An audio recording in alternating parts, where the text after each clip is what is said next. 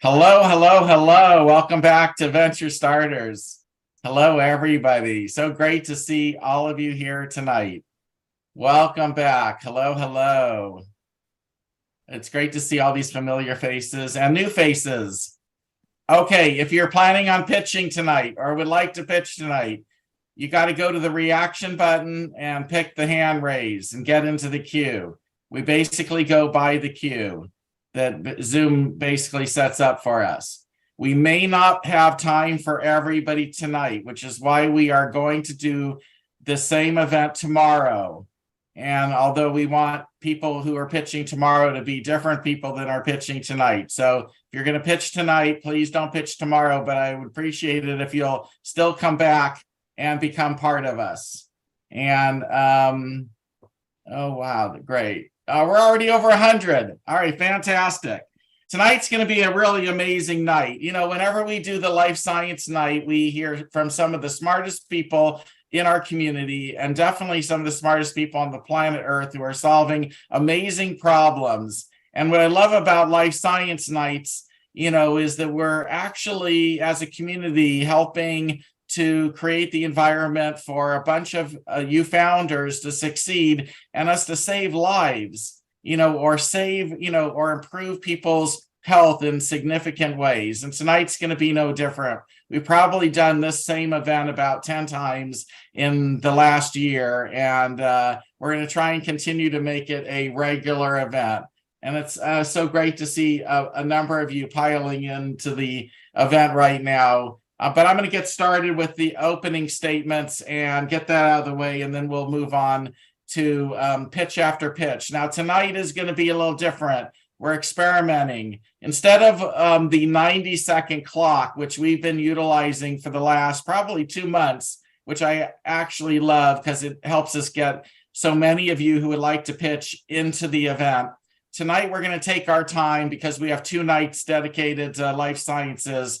And we're going to do up to 2.5 minutes for the actual pitch and 2.5 minutes in Q&A. Doesn't mean we're going to take all 5 minutes for each person. If it doesn't seem like we have questions to follow up with, we'll move on. If you would like to pitch for a shorter period of time than 2.5 minutes, that would be great. It'll help us get more and more people in.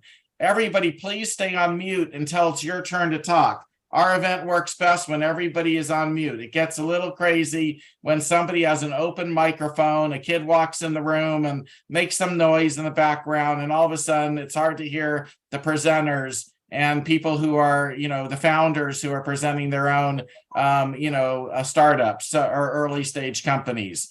I see that we have, more people than we will probably get into the queue for tonight. So for those of you who don't make it into the queue tonight, at the very end of this program, we're going to make a list of who is still in the queue that wants to pitch, and you will be the first up tomorrow night if you would like. Now, tomorrow's event is going to start at a different time. It's going to start at 5:30 p.m. Pacific time and 8:30 p.m. Eastern. We've never done an event that late, so it'll be an interesting experience to start that late.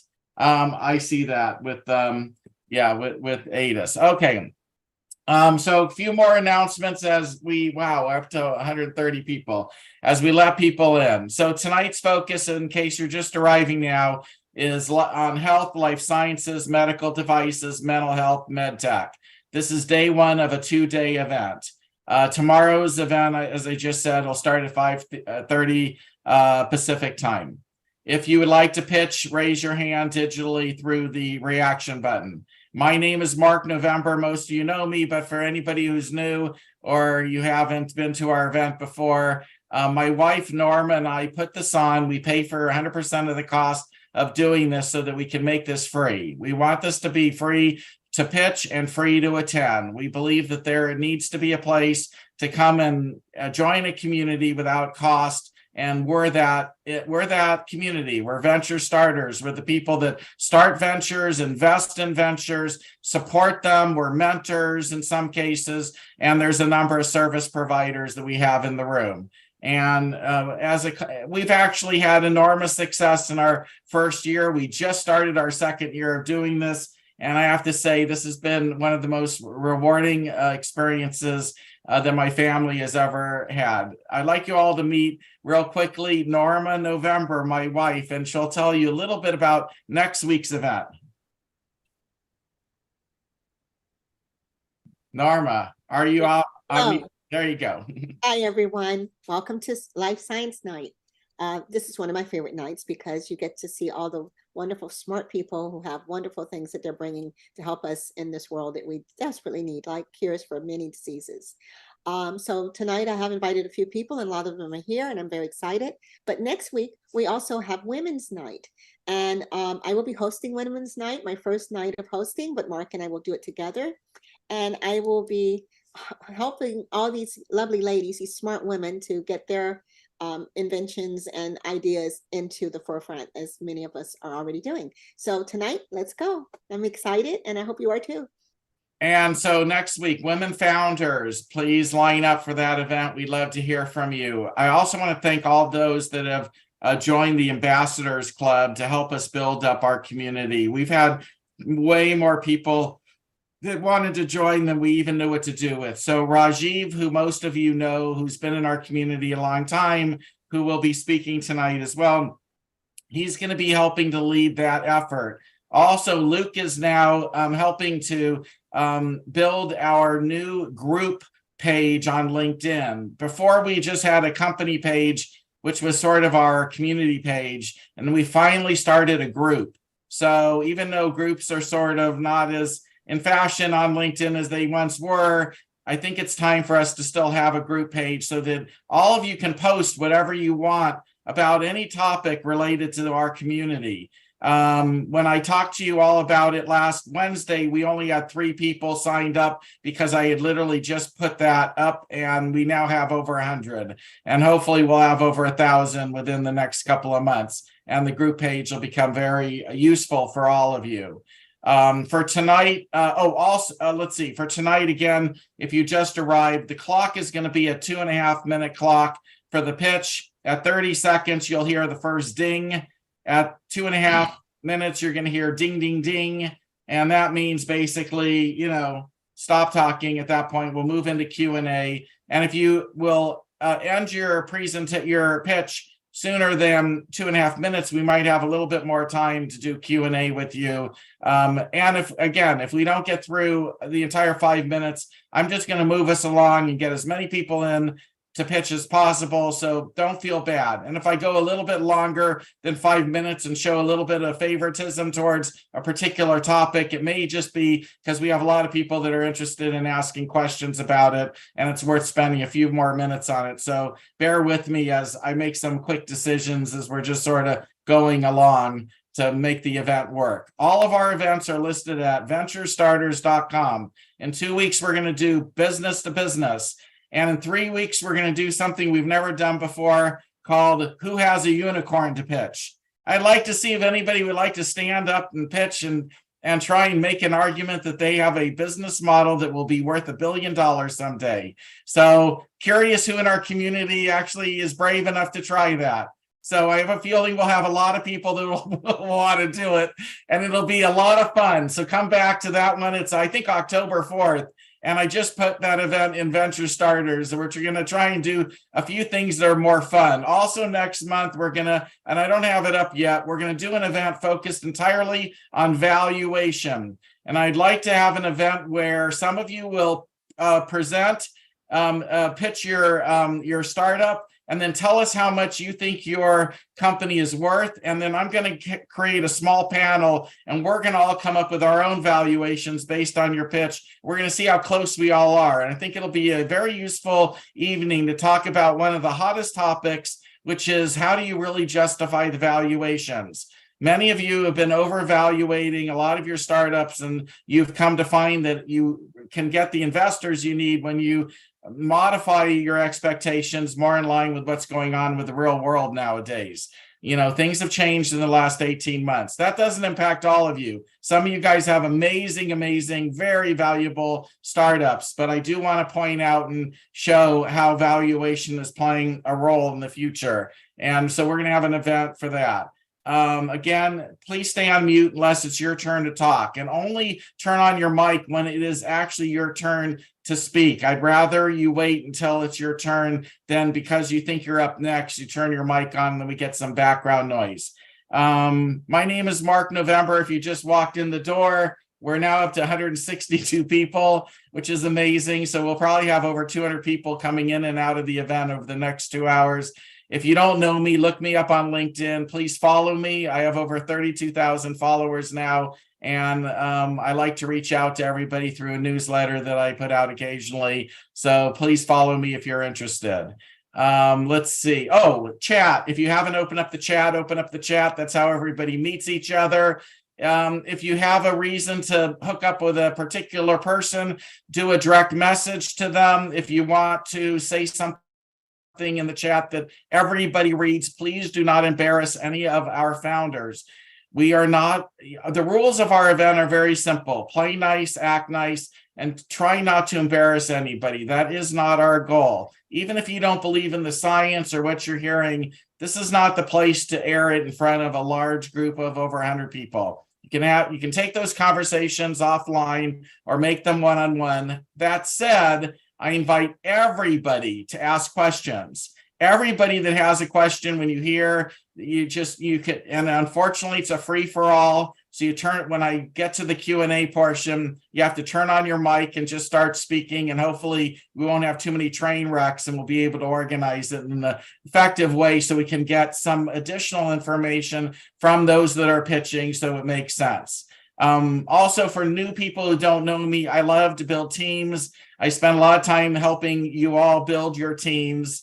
To me, team is everything. If you have the right team, you get funded. If you have the right team, you get to the finish line. If you don't have the right team, you're stuck. So I'm big on teamwork. If you would like to reach out to me and learn more, my email is mark@venturestarters.com, and my website is marknovember.com.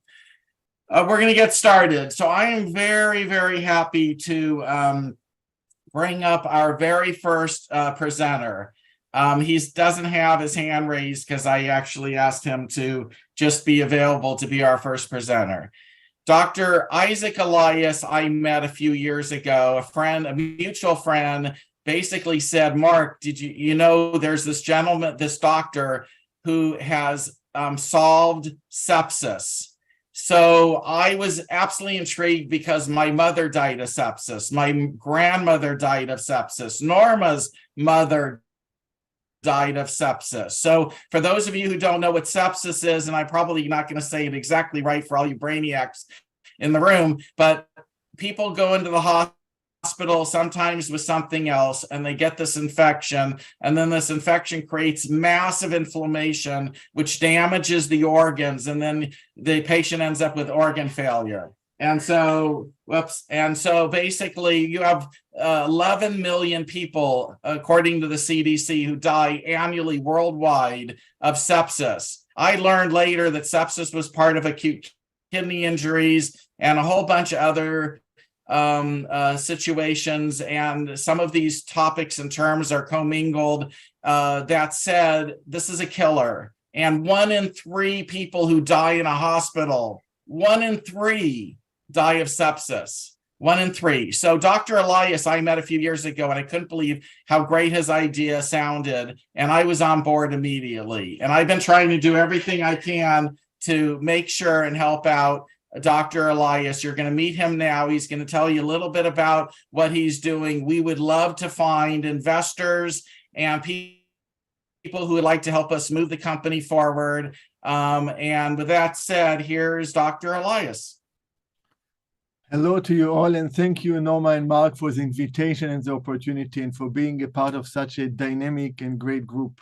My name is Dr. Isaac Elias. I'm the founder and CEO of Elias Therapeutics.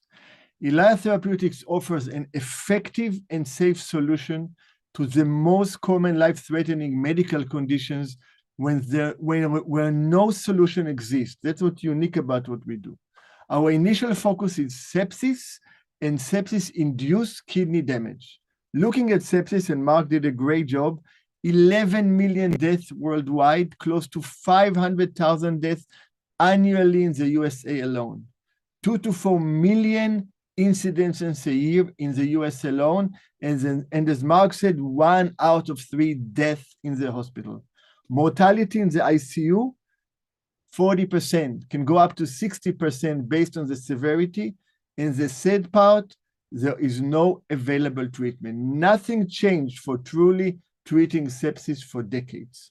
Acute kidney injury, which is an acute damage to the kidneys that causes systemic failure, about 4 million cases a year, about 400,000 deaths a year. And sepsis and AKI drives, for the people who survive, 100,000 new patients who did not have kidney disease into lifelong dependency on dialysis at an average cost of $750,000 per person, per patient during their life. What is our solution? Why am I so excited? We identified the causative factor and driver of the inflammatory process, what drives and causes the damage in sepsis and in many other conditions. It's a protein named galectin-3. I've been researching it for almost 30 years. I made the discoveries on blocking it as a way to block inflammation and organ dysfunction over the last 30 years. But what do? We remove galectin-3 from the bloodstream by using a specific high affinity ligand, a specific antibody that catches the galectin-3 through a simple blood filtration process called apheresis, which is well acceptable, and we bring our novel approach into it. And what is the advantages? Why are we so excited about it? It's fast. In 2-3 hours, we remove the galectin-3 from the blood. You can never do it with drugs. It takes days, too slow, not effective enough. It's effective and it's safe. It's done out of the body with no side effects like with pharmaceutical. What is our journey and where we are? I invested the initial $1 million and stuff for years, put my money behind my idea. I showed the technical feasibility, a proof of concept with Harvard MGH in inflammatory model, 2 papers published with Harvard, and I created a powerful global multi-tiered IP protection in all key industrial countries. And where are we now? We have a finished prototype, all vendors and suppliers identified with agreements. We have a successful porcine pig proof of concept in sepsis with dramatic results. We received 2 NIH grants, including a SBIR phase 2 grant for $1.7 million. And as a side comment, there is a strong correlation between getting grants from the NIH and making it to the finish line in medical devices. We have a collaboration and commercialization agreement with Terumo BCT, the leading global apheresis company in the world, present in over 180 countries. They will supply the platform, the machine on which we hook, and we successfully tested already our column. Now we are in the midst of our large animal safety studies, and we plan to submit for FDA approval for clinical trials in only 10 months. From a finding point of view, our total capitalization to date has been $5 million. We've done $30 million of work with this $5 million. We need up to $20 million to reach the finish line and get FDA approval, be in the market, and it will take us about 30 months to get approval. Now, the $20 million does not include additional funding from grants, and we have a very good probability of getting grants, especially after our successes. So this Elad Therapeutics offers a truly unique opportunity for an excellent investment that truly saves lives and can change the face of medicine, starting with sepsis AKI, moving to chronic kidney disease with 17% of the population, moving to enhancing immunotherapy in cancer, moving to treating NASH and other conditions. And with this, I open the floor to any questions and whatever. Do we have any questions? I've got a question, Mark. Please. Hi, Max. Hi. Dr. Elias, thank you for your presentation. Very impressive, very big market. Tell us, as investors, how we will make money. What's in it for me and when? So we are now further along. We finished the final prototype development. We are in large animal studies. We will get approval for clinical trials. We will submit in 10 months. We hope to start clinical trial within 14 to 16 months. Now, the beauty, clinical trials are very quick. You got millions of patients in the ICU, and 2-3 weeks, they die or they don't die, Max. It's a very unusual situation. We got Dr. Glenn Chertoff from Stanford as our director of clinical research, helping us to design the trial. And once we have results with clinical trials, then we'll be open to different possibilities to be acquired by some of the big companies. We're in touch with all of them, or to go in many ways. But this is a multi-billion-dollar venture. There's no doubt. We either don't make it, which is not an option anymore where we are, or if we make it, and we will, it's a multi-billion. This is not a small thing, because we are taking a common underused technology with a unique thinking, and we are addressing not rare diseases. We are addressing multiple conditions where millions of people are dying. And for the audience, medicine is going to collapse because of the cost of chronic kidney disease, because of the cost of treating sepsis. Thank you. Thank you very much.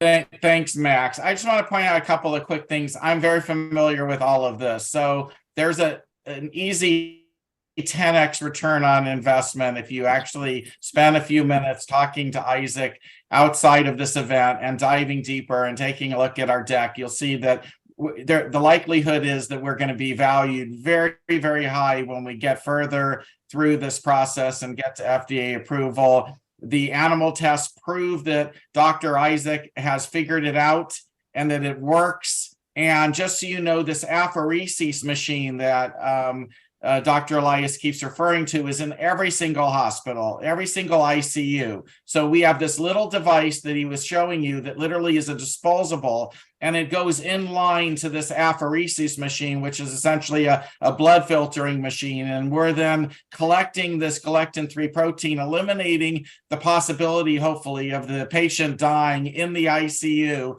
And we may have to give 4 to 6 treatments over maybe 48 hours in order to move somebody from ICU, you're about to die, to now there's other things that can be done by the doctors because the body isn't dealing with massive inflammation events. Isaac, just out of curiosity, had we been approved by the FDA before COVID had happened, would we have been able to help with some of the COVID patients that had those massive inflammation events? Absolutely, and we are on our way of getting a US patent on treating COVID with this. We are expecting it shortly, definitely. And how many patents do we have so far? Close to 60 patents in all key countries in multiple families. So even in a place like Japan, we have 3 patents, including a patent of use. If anyone is an expert in patents, very unusual. So we have a phenomenal IP portfolio, very unusual for a startup. So to our investors in the audience, if you're interested in this one, has unicorn written all over it. I'll put my name and reputation on the line for what Dr. Isaac Elias is doing and this company. If you would like to reach out to us, you can reach out to Isaac directly, or you can reach out to me, and I will make sure you are in touch with Isaac so we can talk to you about what the opportunities are. If anybody's interested in being part of this journey, just let us know. Isaac, I'm going to move on, but I so appreciate you being our very first pitch of this event. Isaac's going to be in the room for a while, so try and chat with him if you have an interest in this. Mark, can I ask a quick question, and I can just follow up with him? And because I just think it's, like you said, it's such a broad scenario, and I'm just hoping that when you reach out as far as getting the patents and the regulations straightened out through the FDA, that you're looking at other agencies on the federal side, particularly the VA, because kidney disease and sepsis and infections in our VA hospitals is on the rise. So something like this would be ideal, and to jump on it now would be the most opportune time to do that. I mean, I'm coming from a not-for-profit perspective, but, you know, as far as helping to advocate for it within that arena, I would definitely be on hand to do that. So Yeah, that's why I just wanted to if I put that can out make there. a comment, absolutely. DOD and BARDA are very interested in sepsis because it's really affect, many people in the vet system. And Stanford has a strong affiliation with the veterinary hospitals in the Bay Area. And you are right. It's really an untreatable condition. It's remarkable. Imagine somebody come to the ICU and now they have kidney damage. 60% they are not coming out. 6 out of 10, And if we have I work with a nephrologist in Queens, New York. Trust me, I know. So this is why it's so dramatic. That's why key people in the world of science are joining me with this mission. As they say, when this is out, it will be the biggest achievement of their career. Okay, great. Thank you. I'll put my information in the chat. I just want to say one thing to Zach Vakoris. That will be pitching later, but I just discovered my mother's gone into hospital with sepsis in London. Oh my God. Literally about 2 hours ago, and I just got on this line. So that was the first pitch. It's quite shocking. And I actually work with people in Stanford in the VA, actually on the neurological side. And so I really hope you succeed on this. I really do. Thank you. I really hope you succeed. Today was World Sepsis Day, and we had a national forum on sepsis all morning. It was free. I had no idea it was World Sepsis Day. I just got the news from my daughter. There you go. Okay, well, thank you all. Thank you, Zach, for those comments. We send our wishes to your mother, relatives. Norma, would you like to introduce the next speaker? And then we're going to get to the queue. So I apologize. We're going slightly out of order of the queue for the first two speakers. Go ahead, Norma. Hello, everyone. I want to introduce you to a wonderful woman who has made some innovations that we all as women need. We've all had those pap smears where we have to get on that uncomfortable location. Every woman knows about, and men that are married know their wives are miserable doing it. Annis has come up with a way that we don't have to do it the old-fashioned way, and it can still check for cervical cancer and possibly save many women's lives. So I want to introduce you to Annis. She's our next speaker, and let her tell you what she's got. Go ahead, Annis. Thank you, Norma, and It's thank you, your turn. Dr. Isaac. Can you hear me okay? Yes, you're good. Okay, perfect. That was a fantastic intro by Dr. Isaac and such an inspiration. I look to be in your shoes, hopefully in the next 10 years here. So I'm Adi Slima, I'm founder and CEO of Curiva. We're working on commercializing the patch, which is a wearable diagnostic patch for detecting cancers affecting women. We're initially starting with cervical cancer as a primary area of indication. As Norma pointed out, pap smears and colposcopies that are invasive are out of date. It's been, I want to say, close to 100 years now that Dr. Papanicolaou invented that procedure. And if you ask me, we've not had any changes fast enough in all that period.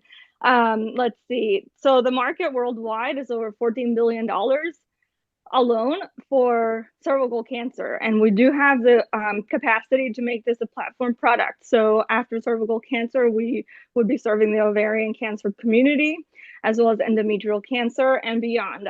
We've had even pediatricians approach us to see how soon we can get this, especially on the market for rare cancers. Right now, we are working on getting this shiny little small 3-layer patch in front of me from prototype into minimum viable product so that we can have the initial 100 units ready to be piloted at Northwestern Medicine, Mount Sinai, and Yale Cancer Centers.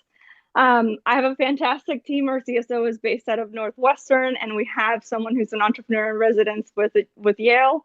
And on top of that, our advisory board, 2 of the angel investors who already have committed funding towards Curiva are from Mount Sinai, and also an independent private practice practitioner in Florida. Right now, we're fundraising $2 million as our seed round. We're open to discussion around valuation there. And I have a current term sheet for $150K that we're looking to match. So if somebody is willing to do a couple, 2 or 3 checks and match that for us, it's a deal we can close as soon as possible. And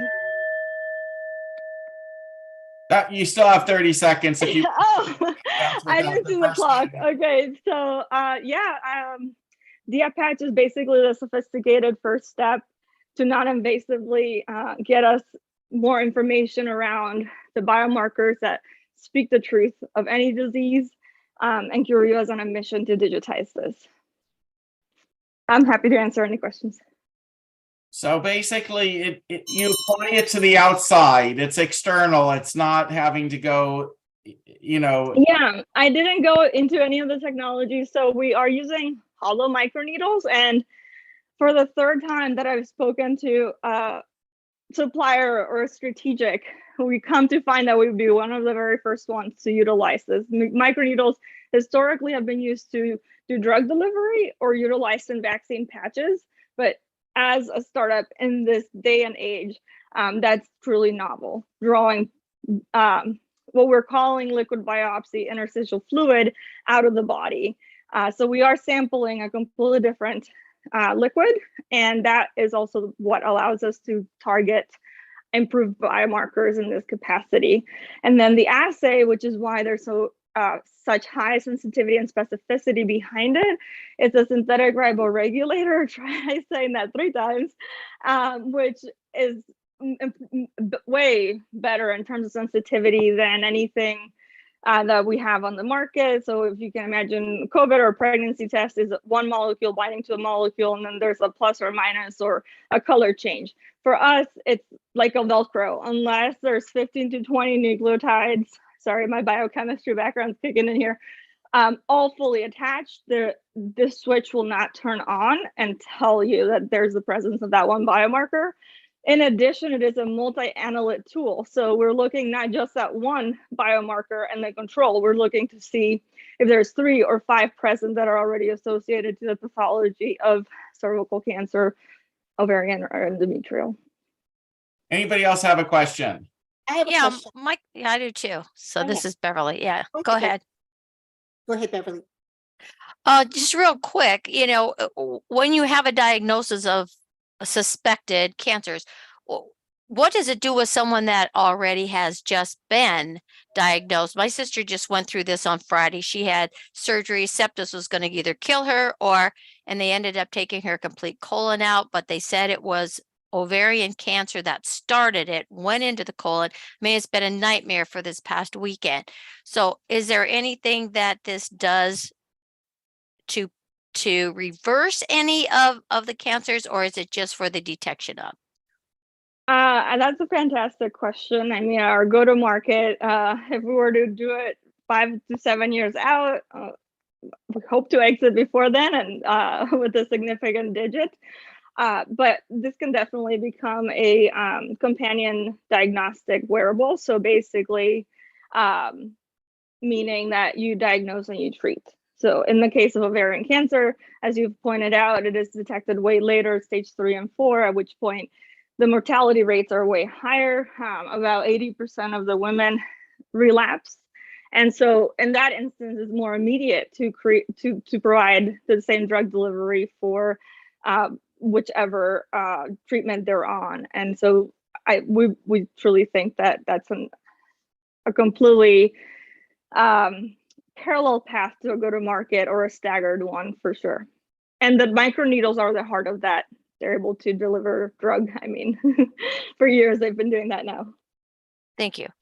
Yep. Okay, so mine is if the way we do it now is we go to our primary care physician, and then the primary care physician will send us to a specialist to have a pap smear done. Would this be something that would be done would you have to go to a specialist to get this, or would you be able to buy this over the counter in a drugstore? How would this be made available to women? Yeah, right now, our hopes as soon as we're able to get in the clinic will be to do family offices, so family practice offices, and gynecologists to begin with, because they're the ones at the forefront of doing the pap smears. Once they're abnormal, they apply the patch instead of getting an invasive colposcopy. From there, we're certain we can sell this not necessarily over the counter, but prescribed. And we keep going back and forth with our regulatory consultants, because the bottleneck or the hurdle there is the microneedles. They have yet to be approved to be sold over the counter at any pharmacy. But we hope that, improvements are made in terms of regulations, and we can get there as well. If anybody has a question for Adis, please reach out to her in the chat. We're going to have to move on because we have so many people that want to pitch tonight. Thank you so much, though, for that pitch. Next up is Thomas Thank you. Dixon. Thomas, you'll have to put your camera on and unmute. You're gonna have to unmute. Yes, that is correct. Hello, everybody. How are you doing? Great. Yeah, we happen to just be outside because there was a curious art installation project happening. A puppet walking down Broad Street. Anyway, thank you very much for making the time for me today. I wanted to let everybody know that I am a brain injury survivor. Okay, I do have severe episodic memory loss. Basically, ever since my injury, having difficulty forming new memories, maintaining my memories. So it will be very difficult for me to spontaneously answer your questions. I will welcome you to email them to me. I can discuss them briefly, but it'll be very difficult to spontaneously answer them. And I will also be looking at notes while I speak. I'm going to be facing you, of course, but if I'm looking at notes, that is why, because of the nature of my brain injury. Okay. Yep. So, sounds good. So hello, everybody. Not many people who sustain a disability develop their own workaround for it. I am the inventor of Memory, a digital memory mobile application. I seek to change how we can live with memory loss. I use Memory because I am unable to remember my own life's events because I was hit by a car on November 22nd, 2010. By sustaining a traumatic brain injury leading to severe episodic memory loss. Right now, I cannot recall what happened yesterday, yet I have convinced a fascinating woman to marry me, have traveled alone globally, have earned my graduate degree at Temple University. I've even written a memoir about what's happened with my life and Memory, which I want to publish when Memory is available for us all. I had initially decided to use Twitter privately as my record of memory. I spoke openly about my disability and use of digital memory strategies. Media outlets ate this up, such that we've appeared in local, national, and international pieces. When the opportunity came up to develop a digital memory mobile application, which provided entries, graphs, statistics on demand, we took it. Media outlets also love that. However, we had previously had thousands of users without spending any money on user acquisition. At this time, we need the funding to further develop Memory sufficiently and to release it once more for public use. We've learned surprising details along the way. Markets defined themselves for us. We found that people were using Memory for other people, such as for their children, or they were caretakers and using it for those people. Yeah. Am I out of time? Finish up real quick because I want you to finish your thought. Go ahead. Okay. So ways that I've used Memory, for example, is I know I like to eat pork lo mein at a restaurant a couple years ago, but which restaurant was it? I can search lo mein in my memory and rapidly find out just where I was, when I was there. I could even use it to see why I stopped going there. Maybe the quality of the food went down. And this could save users a lot of time so they don't have to go to somewhere they went before, only to realize why they no longer went there. This and other features of Memory, like graphs and charts and other comorbid features like on-trip by location, we've been developing a lot of this at the time, and funding would let us secure this further. Thank you. Thanks, Thomas. You have a fascinating life story. Does anybody have any quick questions of Thomas? Hi, I have a quick question. Hi, my name is Dr. Cristal Vitiello. Thomas, thank you so Hello. much.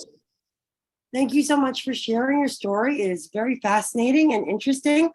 Having lived with my grandmother and seeing her go through the decline of Alzheimer's and the pain of that dementia, do you see any specific applications for similar neurodegenerative diseases that are Alzheimer's related or elderly neurodegenerative related applications? Thank you.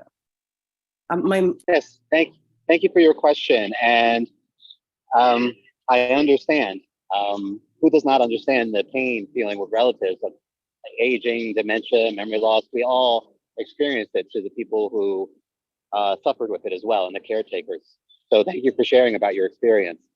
I definitely see the application for memory as well. I look at the markets as being both need-based users, so people like myself, people with other memory conditions, Alzheimer's, dementia, what have you, and want-based users, people who just think it's novel or interesting to supplement their or episodic memory with a digital memory tool. And we see the markets along those ways as well, that we could pursue both of those markets. Yes, if that answered your question. I guess the question was just to the extent to which the episodic memory can be applied towards long-term versus short-term memory application, which is often the case when you have a degenerative disease. Okay, well, yeah, I tell people memory is how they've decided to use it. I've known people who've used it only as an injury log, and so they were able to share the injuries with their doctors when they went into their appointments. And I tend to use it as an overall tool or aid. So it really is user-specific, user-defined. That's one of the things I like about it being so open-ended, is how do they decide to use it? That sounds great. Thank you so much. Okay, we're running out of time for the Q&A, but if you're as fascinated about Thomas's background and what he's developing as I am and my wife Norma, please reach out to Thomas in the chat. And I don't know, Thomas, if you're going to be able to access your chat. Hopefully you can. But if I may, just yes. If you email me, everybody, it's Thomas, THOMAS, at yourdigitalmemory.com. So Thomas at yourdigitalmemory.com. Just because I'm out, I might not be able to see the chat.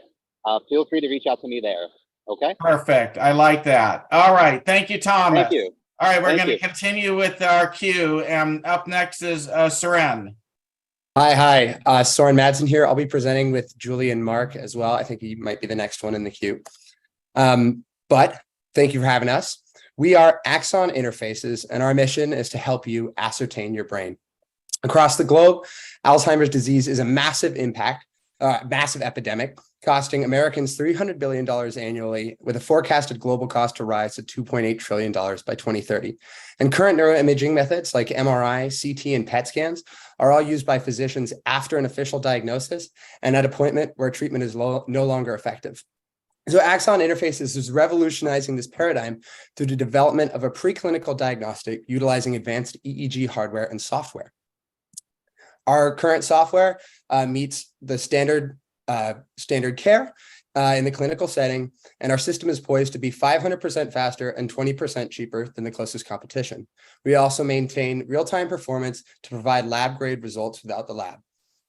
This has poised us to disrupt the $3.25 billion diagnostic industry. And at our pre-seed stage, we have three key milestones that we've determined to penetrate the market. The first is the completion of our MVP and the early aggregation of experimental data. The second is the achievement of clinician sponsorship. And the third is partnering with institutions like Emory University and the Veterans Affairs for scientific research and academic validation.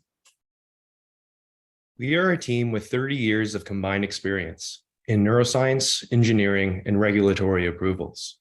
Our team is deeply connected by our ambition, common vision, and shared personal history with Alzheimer's disease. Advised by Silicon Valley expertise, we are uniquely positioned to excel in this market. We are raising a $350K pre-seed round via SafeNote with a $9 million cap and a 20% discount. This will be allocated towards developing an MVP, strategic partnerships, and clinical validation. This will enable us to eventually help families affected by Alzheimer's disease and change the world. So who will join us on our mission to ascertain your brain? Okay, was there somebody else, Julian, that was going to speak, or you're the last of your group? I'm the last of our group. Okay, does anybody have any questions? I do. I think this is definitely apropos.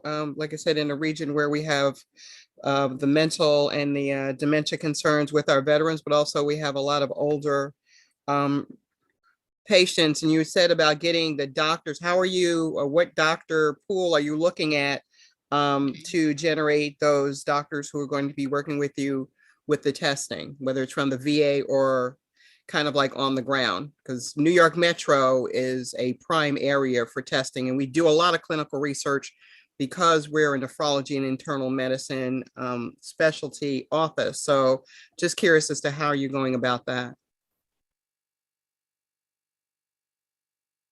Julian, you got to go off mute. You're on mute. We're not hearing you. Yeah. That's embarrassing. Go ahead. So I was going to ask Soren, do you want to Yeah, give? yeah, absolutely. We're not exclusionary to any particular realm of physicians. At the end of the day, we're looking to kind of get every input that we can from doctors on the ground to the research labs. Any other questions? All right, meet these guys in the chat. I'm going to move on because we have so many people who want to pitch. By the way, Thank you very much. For all of you who are in the queue and you may be thinking, I'm never going to make it tonight, that may be the case. So if you stay in the queue, at the very end of the night, we're going to write down everybody's name that didn't make it in tonight's event. And if you would like to come back tomorrow night, then you'll be first up. So we do want to accommodate everybody. That's why we actually went ahead and scheduled 2 nights, because we had a feeling this would happen. Up next is Bob. Mark, thank you. Hi, how are you? Great. Good to see you. Okay, good. I'm Bob Whitko. I'm a professional cancer survivor, and now I'm CEO of Amet Surgical. We were founded in 2021 to solve problems that my surgeons encountered as I was being treated for 2 primary cancers. We're headquartered in Denver. We have significant operations in Israel. I put in $500K to launch the business, and last year we raised a $300K friends and family round. So right now we're raising a $5 million seed round. Our focus is reducing repeat surgeries. And in the last couple of weeks, this has become a huge topic of discussion at the federal government level. The ARPA-H, that's the Advanced Research Projects Agency for Health, just launched a program to fund organizations to do precision surgical interventions. That's our area of focus, and we provide tumor mapping and marking systems. That's the products we're bringing to market this year and next are focused in that area. I'm really jazzed about this ARPA-H thing, and I guess I'm going to go off my normal pitch. Last week, they held a meeting in Chicago. About 300 companies attended. We were the only company there that had a solution in the area of tumor margin marking and mapping, creating matching maps for surgeons and pathologists, for colorectal surgeons and gastroenterologists, all those medical specialties who need to work together to achieve a solution for the patient. Since that event last Thursday, I've received 40 inquiries from companies wanting to partner with us. So it's just an amazing time for Amet Surgical. A little bit about the product. So we have a product called True Margin. It's in the FDA review cycle right now. We anticipate receiving our 510K sometime this month, actually, before the end of the month. We hope to receive it. And then our second product is called True Gastro, and it's a similar product, but focused on gastroenterology and colorectal cancer. So I'm happy to answer any of your questions. I'm sorry that this is a little bit disjointed, but that sometimes happens with startups when you get some excitement and some achievements. Well, you did great, Bob. Does anybody have any questions of Bob? Bob, is it all in the body, or are you measuring, let's say, dermatology as well? We are doing what is called in vivo, ex vivo tumor margin mapping. So that's creating a map for the surgeon in the resection cavity, and we're creating a matching map on the tumor that comes out, so that, let's say, a pathologist is looking, their orientation, everything is marked on the tumor. They can call the operating room or call the surgeon and say, between 2 markers, midline to deep, that's where you have a dirty margin or a positive margin. That's where you need to take out more cancer. And we have a patent pending on that with about 30 good claims. I have 2 other patents with a prior company in the same field. So I have a lot of confidence we're going to be able to patent all of these projects. Anybody else? Meet Bob in the chat. He's got something worth at least talking about. Rajiv, please, you're next. Thank you, Mark. Thank you for this opportunity. Nice to meet you all. Pharma and medical device companies lose $1 million to $13 million a day for every single day of product launch delay. Why? Because companies are using archaic, old-fashioned technology like Excel sheets and notebooks, which are extremely time inefficient and allow for things to fall through the cracks. What's the solution? The solution is Lilly Launch Tools, which is essentially a strategy visualizer that is so easy to use that you'll be up and running in no time. Hi, my name is Rajiv Jadhav. I'm the CEO of R-Square. I'm the co-founder of Lilly Launch Tools that helps you launch anything better, faster, and smoother. Now, why should you care? Well, you should care because the strategic planning market is valued at $4.7 billion by 2029, and we aim to get 1% of that in 5 years' time by leveraging disruptive marketing. Our ask is $1 million for 15% equity on SAFE, which is going to be used primarily for customer acquisition, operating expense, and product development. As far as traction, yes, we've received some traction. We're currently trialed at Becton Dickinson with interest from Novartis, Extra Space Storage, Hilton, Nassau County Government in New York City. And we've currently received a lot of press lately, and we're 5-star rated everywhere, like Capterra, SourceForge, Facebook, Google, AppSumo, etc. We have a robust advisory board that's filled with some very talented and highly decorated people that are going to help us with fundraising as well as marketing and positioning. As far as a little bit about me and what my background is to product launch, well, I helped Unilever get into the Guinness Book of Records by creating the most successful national product launch campaign to help launch Lipton Green Tea in India. That campaign was so successful that it sold out the product twice, back to back, nationally in retail and wholesale. And when we created the world's largest jigsaw puzzle to launch Lipton, that then got us into the Guinness Book of Records. So that just tells you that I know a thing or two about product launch, and it's that secret juice that's inside of Lilly Launch Tools. I'll leave it there, and thank you so much for your attention. Does anybody have any questions? I just want everybody to know everyone in the community should applaud Rajiv for volunteering to head up our brand new ambassador club, which is all of you who have volunteered to help us build our community so we can be so much bigger and better in year 2 than we were in year 1. And so you'll be hearing a lot from Rajiv, and I know most of you have already heard his pitch in previous sessions. So we'll move on. Hey, Mark. Oh, go ahead, Chris. Yeah. Hey, Mark. What's going on, buddy? Good. Hey, Rashid, that's your name? Please let me know if I'm not I hate disrespecting people's names. Did I say that right? Rajiv. Okay. I'm sorry about that. Sorry, blockchain dude, but I just wanted to, VC's VC. You said your math was great in regards to what you were saying about customer acquisition. When you say that stuff, I'm just curious, what's your projected revenue? What do you forecast that to be? I'm curious, because when somebody says the calculations followed by customer acquisition, that's something go ahead. Yeah, so what was your question? What's your projected revenue? Our projected revenue, once we get the capital infusion, we're looking at about a 10x return. So that's not okay. So that's not what I asked. It's going to be so it's going to be like about, I want to say like 250,000, somewhere thereabouts. And you're saying that could generate a 10x return? Yeah, but then it's going to be like ongoing as well. Okay, no, okay. So you're saying within year 1, you're going to have 250,000. Okay, that's enough to generate a valuation. I was curious, just okay, yeah, I have no further questions. I just wanted to make sure that the math added up. Good job. Thank you. You're here, Chris, and feel free to keep asking questions. Sorry, I normally don't want to comment outside of my expertise, but valuations are valuations. Anyway, I know you and I actually we think alike when it comes to this. And by the way, I just I don't want to embarrass anybody with our questions, so make them softball tonight. Well, we're going to do a valuation event next month that you can like really get. Did I come across as aggressive as you? Not I'm at sorry, all. my bad. You didn't. I'm just actually sort of setting that stage just in case.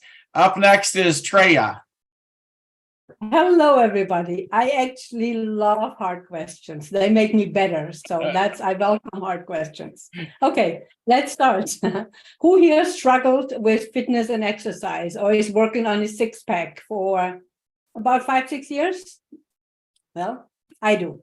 So, and I think if you look at the numbers, 70% of the gym memberships go unused. That's $400 million every year down the drain. So I believe everybody deserves to be fit and healthy. It's a right. And I struggled all my life. And that's why we developed Smart Sportswear with neuromuscular electrical stimulation. So our beta had a 90% retention rate. We had a fantastic feedback from our users, and we even find a way to make it free of cost for our users. I'm a pre-diabetic. My mom passed away, died from diabetes, so I know the impact of diabetes. That's where we focus. That's our focus, to help people that are struggling with fitness and health and are pre-diabetic. We are approved vendor for subsidized health programs. And there is 100 million Americans that are pre-diabetic and qualify actually for those programs. We aim to reach next year profitability with 2 million in revenue. And we're raising 1 million on a safe. I myself have deep industry experience. I was a consultant for a Eastern manufacturer from Europe, and I'm happy to answer all your questions. Thank you. Do you have revenue now, or you haven't launched? That's a great question, Mark. We are pre-revenue, but not much longer. We have already revenue partners on board, actually commercial insurance companies that provide us with their database of customers, and we start a pilot with them in December. Thank you. Anybody have a question? 100%. So, yeah, so X Sports Tech Dude, which feeds into the market map of corporate wellness, general wellness, biometrics. So I just want to let you know that I'm familiar with that space. So one, I see the problem that you're solving slightly, but that's actually how gyms make money. They bank on people not going because people at full capacity. So I'm a little bit confused there, but going on to the next part, what I'm understanding is that you're a subscription model, but you also have an option to be free. So what's your revenue model exactly? Because if you're going off a subscription model, the non-recurring liabilities have to come into play somewhere. So what percentage of like free subscriptions you're giving out in regards to your paid ones? I'm a little bit confused on that. And I'm sure somebody else is going to say like what your revenue model is as well. I'm sure you got it handled. Because like when you said your customers have an opportunity to have this for free, well, that non-recurring liability in the software space has to come from somewhere. So can you please explain that to me? Oh, wonderful. That's a great question, Chris. Yes, I'm more than happy to. So the pre-diabetic space for the customers, the wellness and corporate space, and that's our space. That's what we focus on. Cool. The contracts are a year. They give us $650 a year of revenue, and they're extendable for 5 years. And everybody that does not fit into that pre-diabetic qualification, they have the option to go on a subscription model. Okay, well done. You have like a hybrid. Well done. Okay, I have no further questions. I was just curious. Yeah, anybody else real quick? Yeah. Mark, real quick, happy birthday to Chris Gonzalez. I think it was yesterday. Hey, Chris. He doesn't know me, but I did a little research, so. Thank you. Was that it, Tara, or did you have something else? Happy That's it birthday, for now. Chris. Thank you. I have a question, Mark. So Yeah, go ahead. I'm not the numbers person, so I'm more of the emotional marketing. How are you hitting your targets? Who you're actually trying to hit? I guess when you're kind of frontline with a doctor with 1,800 patients who have chronic kidney disease and diabetes, I'm definitely interested in focusing on the pre-diabetes so we can keep people in their homes and out of the hospital. So Trey, I'm thinking that when you do your pitch, just, you want to come across again, just come across shorter and tighter and just really kind of hit those marks in terms of what you're trying to say, because, you had me at pre-diabetes and then after that, you kind of lost me. So, I think that would just be more beneficial for you just to kind of say, here's what we're here to do. And here's how we need you to bring us to where we need to go. Yeah, and if I can add one tiny detail to that, that's a great point. At the very beginning, okay, I think you threw in too many markets. Great product, but you started with like the whole gym problem, and I got a little bit confused, but you steered it back to the center. Great feedback. Thank you. I appreciate every feedback. You're Thank welcome. Thank you all. We're going to move on because we have so many people that want to pitch tonight. Jason, you're Hey, Mark. Guys, if you would keep my hand raised so I could stay on the first page, it's really nice, I think. It lets everyone know where to find me. So my name is Jason Parnes. I'm here to present Rayforma, which is my holistic migraine medical device venture. So how did I, as a CPA inactive, an investment banker, I'm award-winning salesperson, but how did I end up in medical devices? Well, 20 years ago, I had debilitating migraines at the age of 10 years old. My migraines were so bad that I had sinus surgery, a 2.5-hour surgery as a 9-year-old, and I had a migraine during the recovery. So I was completely hopeless, out of options. I went to so many doctors and there was essentially no hope until I finally met this one amazing man who cured me forever and removed the threat of migraines from my life in just 1 to 5 easy treatments using this very simple device. So 20 years later, I'm watching the game and there's 3 commercials in a row for migraine solution companies, all pharmaceuticals. And I'm thinking, wow, that's crazy. There's such a simple cure for migraines. How could there be 3 pharmaceutical companies that feel the need to have nationally televised marketing campaigns?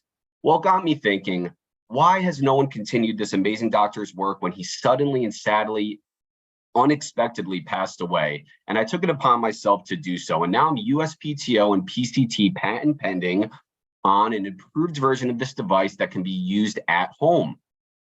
I sourced a number of designs via design competition with 3 professional firms competing. And we chose a winner who helped us develop our prototype, which is a TRL5 now.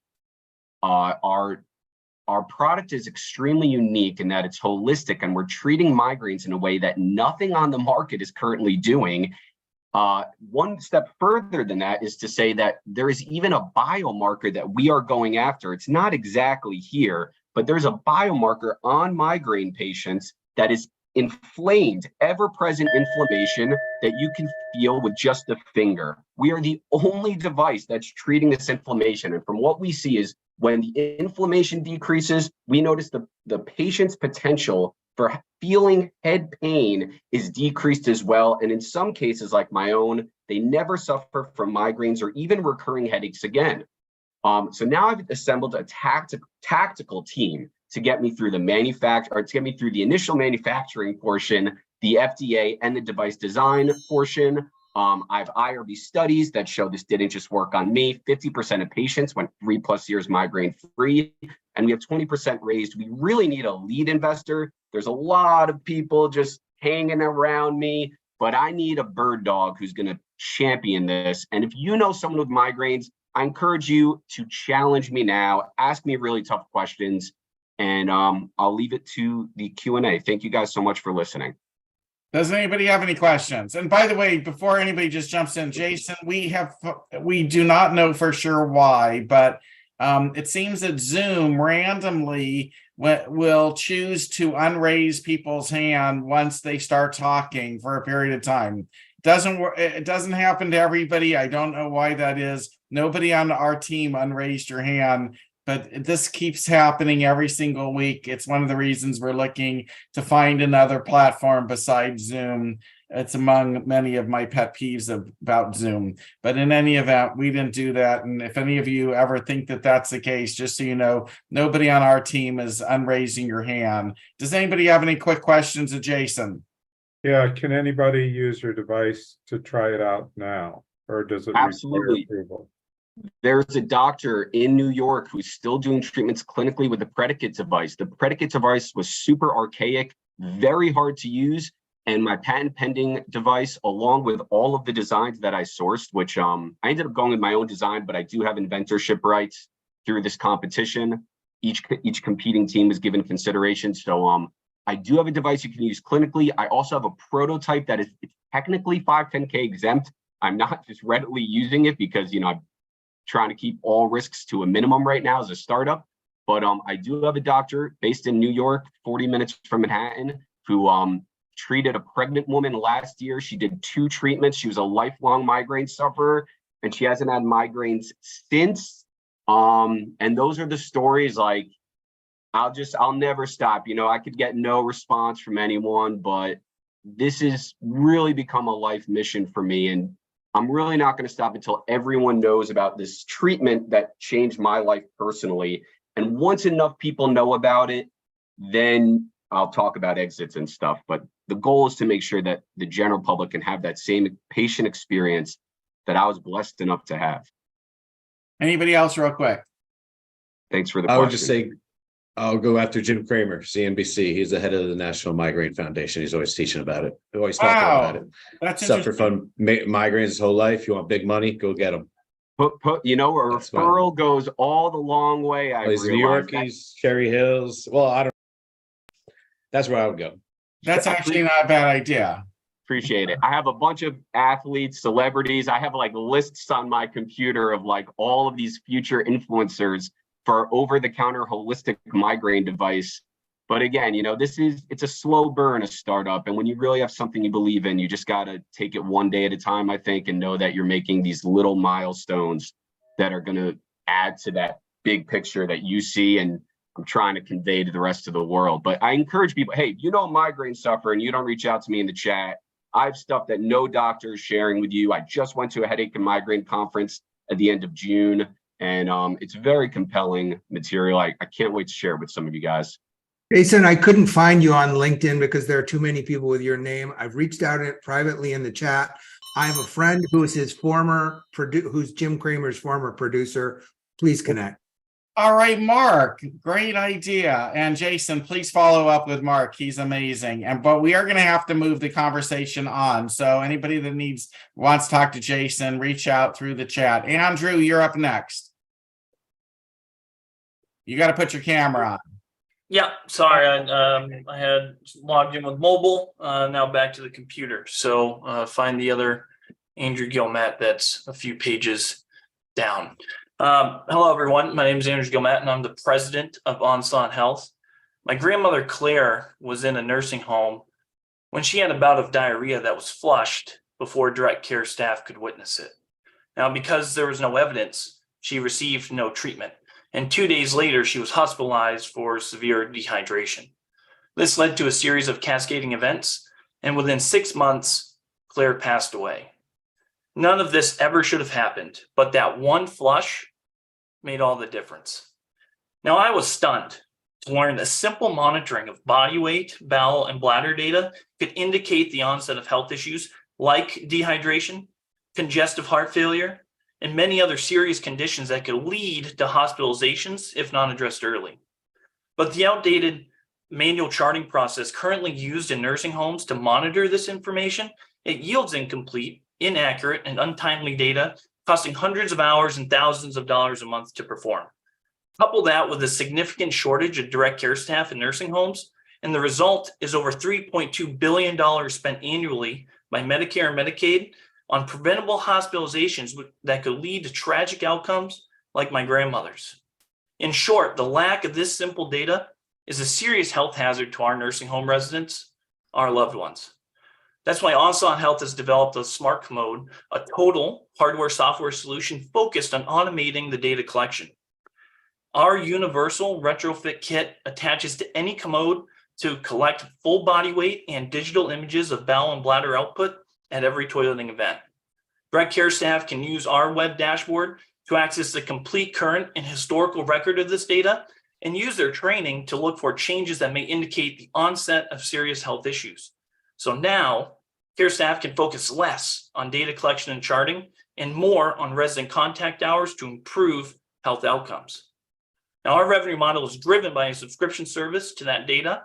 Based on the subscription rate, our customers are willing to pay the total market for our solution, and nursing homes would be a potential $1.2 billion in annual recurring revenue. We have a patented position that gives us first mover advantage in nursing homes. And we're running our second pilot for our solution with 3 nursing homes communities with 3 units in each one. We're raising a seed round to fund the completion of our MVP development and to launch our commercial product.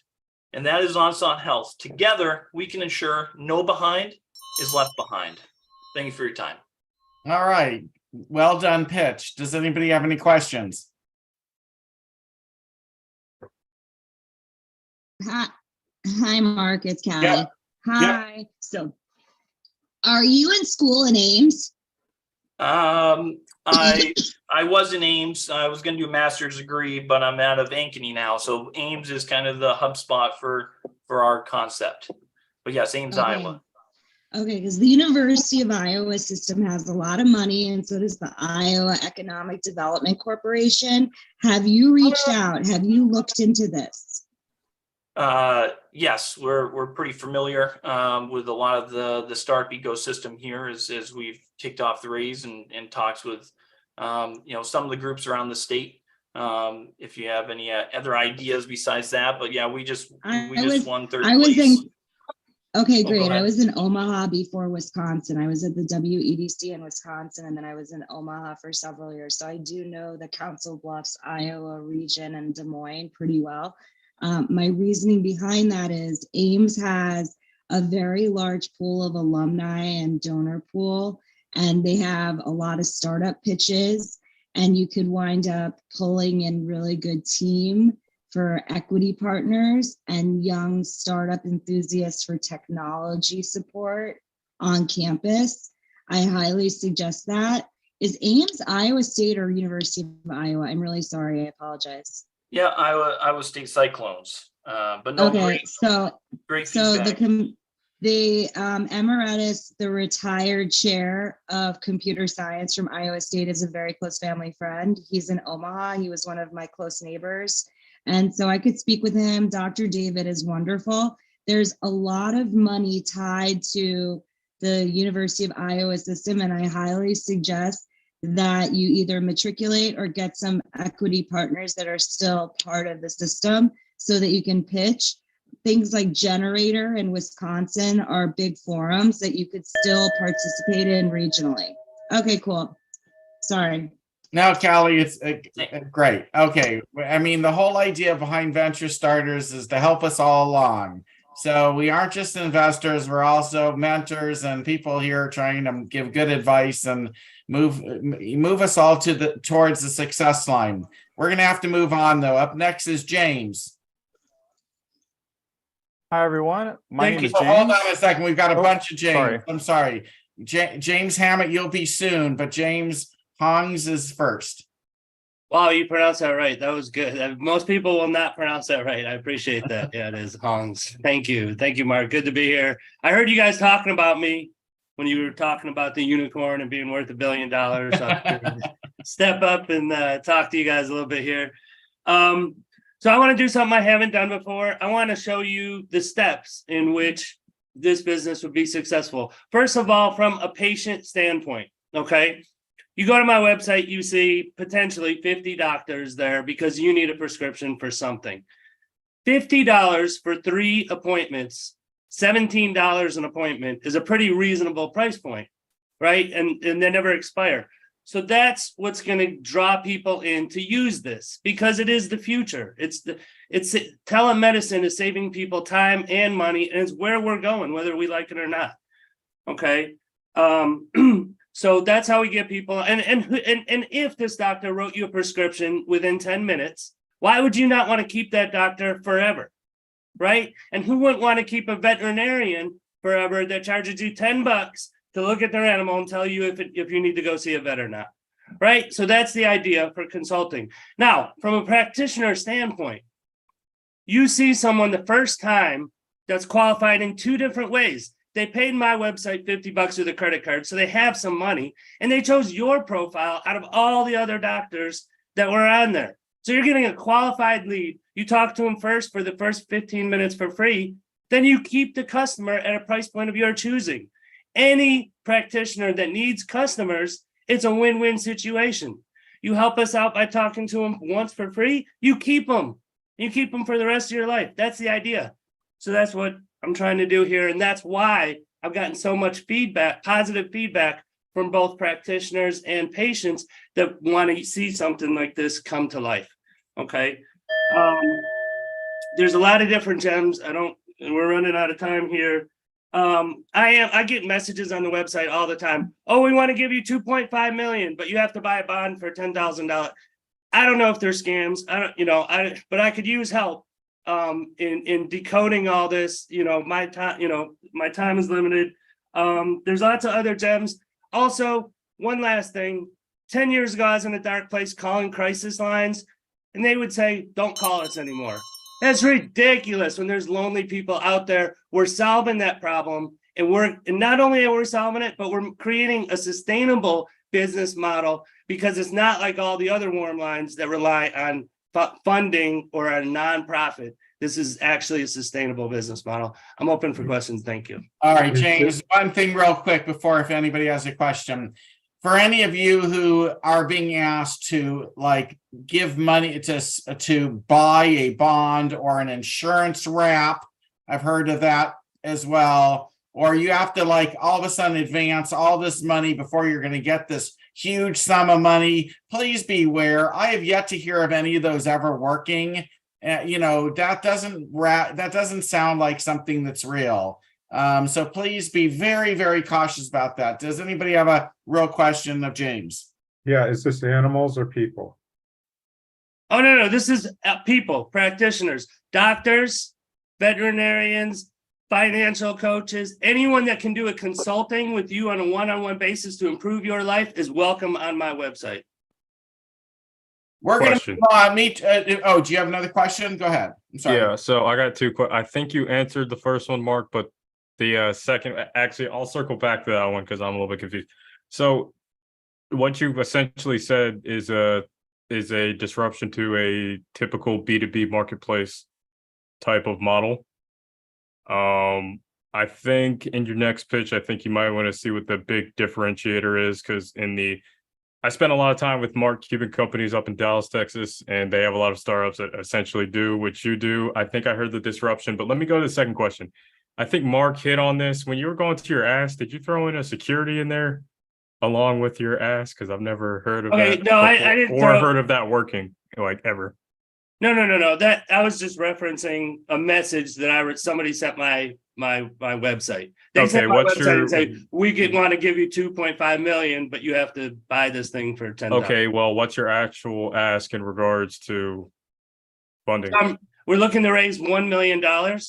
And I could and you could start and you can vest that million. So you could be like, here's 100,000. And when you pay that back, you get the next 100,000 on a vesting schedule. So because this thing's ready to make money now. We got apps in Google Play and Apple Store right now. Okay. Before we move on to the last person, 3 things when you're doing it, quick and concise. Overall amount, what you got, market cap, discount rate. Got it? Chris, can you repeat that one more time, please? Sorry, Mark, my bad. I was just trying to have him condense the ask part. Okay. No, it's okay. I get it. I mean, look, I want you to join me on a future Venture Starters Night where we can educate people about a bunch of these topics of which you and I share similar opinions about. Okay, I know. Last thing I'm gonna say is the only reason why I want to help you out too. Somebody tried to say Mark was here for that during blockchain night that their stuff was valued at 100 million pre-seed, and then he cussed me out on LinkedIn, so I blocked him. But anyway, okay. Sorry, I got on my horse a little bit. Okay, we're gonna move on. If you're interested in meeting Jason, he's a valued member of the community. He's been involved with us for a few months now, if not longer. Please reach out to him in the chat. I just want to keep us moving along so we get as many people pitching tonight as possible, and then the rest of you will be able to pitch tomorrow night. Thomas, you're up next. Mark, Norma, thank you so very much. Hey, everybody. Thomas Donhauser here. I'm not a doctor, but sometimes I play one here on Venture Starters. But I'm actually CEO and founder of OnPoint Management, which is a business advisory company. But I'm here tonight actually on behalf of another company I'm involved with called APN Health. APN provides a three-dimensional cardiac mapping system that allows physicians to perform interventional procedures, basically critical for treatment related to AFib, left bundle pacing, and other heart interventions. In essence, what we do is we convert two-dimensional X-rays or fluorals into three-dimensional images, which provides a map for the surgeons. The key benefits from the standpoint is less fluoral time, less X-ray exposure for both the staff within the surgery suite as well as for the patient, improved efficacy for the patient, lower cost and higher reimbursement as well. We're currently in the market. We've actually deployed 5 systems. We've done over 850 procedures have been completed. The technology, we just finished our integration technology partnership with GE Healthcare. We are now in a sales partnership agreement with GE, a discussion, which we are highly anticipating that to come to a close. We are also in discussion with other companies such as Boston Scientific, Medtronic, and others. We have 2 new agreements that have just been signed. One was UCLA and another hospital system as well. We have 5 existing letters of intent received from systems in India, and one of those is from a hospital called Fortis, which is a 20 hospital system. And we're looking for a $10 million raise at a $48 million valuation. Happy to answer any questions for you. The company was founded by Dr. Shra, who's an electrophysiologist with over 40 years of experience and director of the cardiac lab at Aurora Healthcare. Thank you. Sounds awesome. By the way, you and I should talk, Thomas. I'd be interested in having a conversation about what you're doing. Does anybody have any questions? Yes. Okay, yeah, I was hoping Mark wouldn't tell me to shut up this time, but I'll just I appreciate I'll just talk until he kicks me out the chat. Anyway, so just kidding. All right, so kind of going back to your end math here. So you say you've done X amount of procedures, and anybody in the crowd knows venture capital, what you're doing, you're essentially subsidizing capital expenditures. If you didn't know, you know that now. For more capital intensive type of things like I'm just curious. The one question that I have is that your runway for your valuation and your ask seems very capital intensive. So what's your runway for asking for your overall valuation? Like, what's your runway right now? Because you said you've done X amount of procedures, and I'm just making sure the math lines up. Yeah, this sounds like a very capital intensive. So actually, it's not a capital intensive system at all. Actually, our system, it's a SaaS solution technically. Our system integrates with GE's system. Our capital expenditure for any system that goes into a cath lab at a hospital is roughly $10,000. Okay, you know what? As soon as you said SaaS, that is all I needed to know. That is very inexpensive. That's all I got. Thank you. Thank you. That's great. And just out of curiosity, why haven't you pitched this to GE's venture arm? We're in discussion. We actually had a meeting last month with Peter Ardenui, who's the CEO of GE Healthcare. Dr. Shra is very tight with GE as he's been an advisor at GE, et cetera. The system actually is beneficial. It could be beneficial to Boston Scientific, Medtronic, all the others, because they have certain catheters that have to, every time you use a catheter, it has to be replacing catheters can cost $3,000 to $5,000. Ours is universal, and because it's a 3D map, it actually reduces that cost. There's some background noise. I don't know if everybody's on mute, by the way. Let me just mute the room for a moment. It sounds like a winner, but what are the surgeons saying? Like, do they need this? Is this like something they actually like? Seeing it in 3D, is it really a necessity or a luxury? So I would say it's beneficial both to the physicians and to the patient, because one, the patient is the surgery time is lower because each procedure is reduced by about 20 minutes, which also frees up the surgeon to do more procedures, which raises their benefit.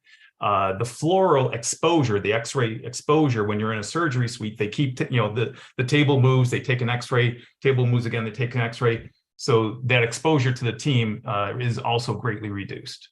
And it saves hospitals money, typically expecting to save a hospital between $10,000 and $20,000 per procedure. Plus it gives them a higher reimbursement rate on the CPT codes.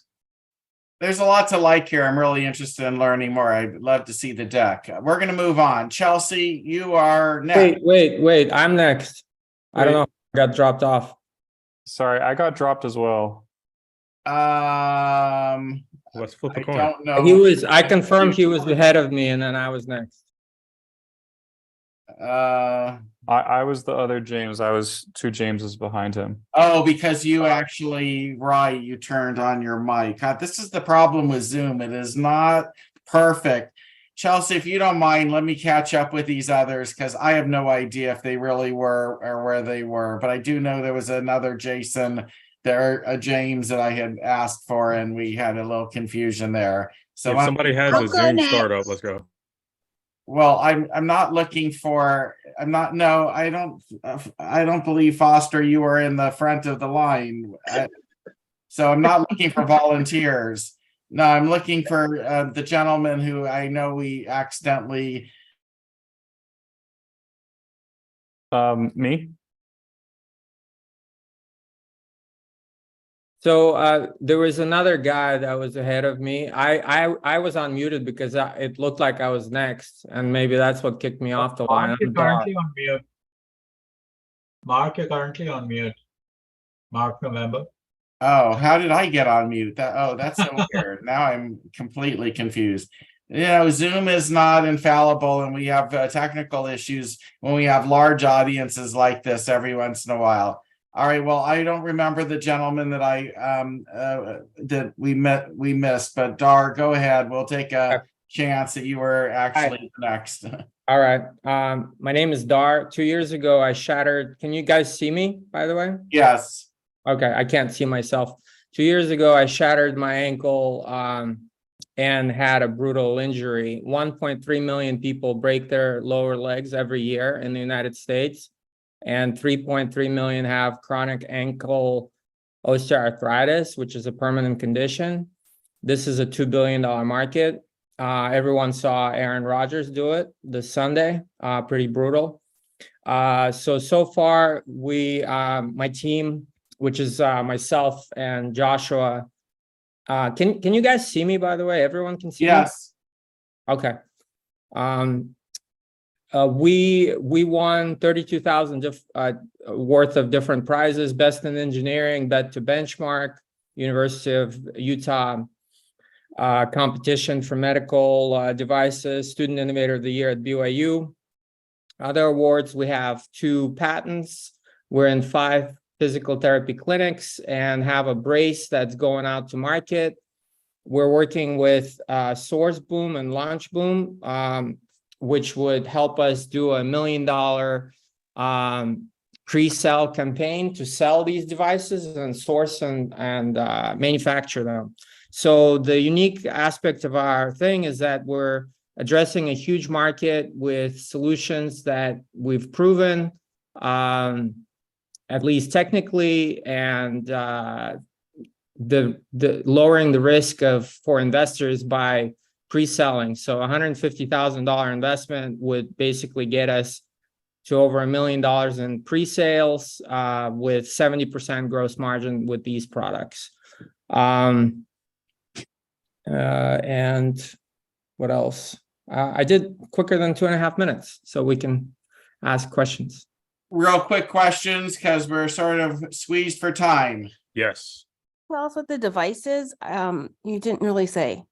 Oh yeah, the devices are an offloading shoe and offloading brace. And the unique aspect of it is that there's no brace out there in the market that can offload the weight of off your ankle by 60%, up to 60%. And our shoe and our brace does it. It's patented.